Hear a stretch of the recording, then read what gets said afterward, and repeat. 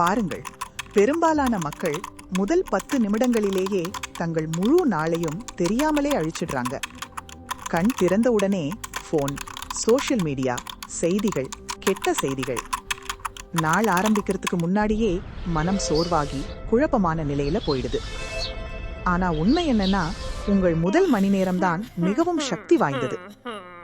அதுதான் நாள் முழுக்க உங்கள் மனநிலை, கவனம், ஆற்றல் எல்லாத்தையும் தீர்மானிக்குது. போன் எடுத்துட்டு நாள் தொடங்கினா நீங்க வாழ்க்கைக்கு எதிர்வினையாற்ற ஆரம்பிக்கிறீங்க.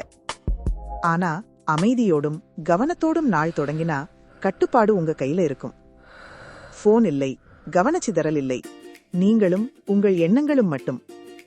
அந்த நேரத்தை உடலை நீட்ட, எண்ணங்களை எழுத அல்லது வெறுமனே சுவாசிக்க பயன்படுத்துங்க.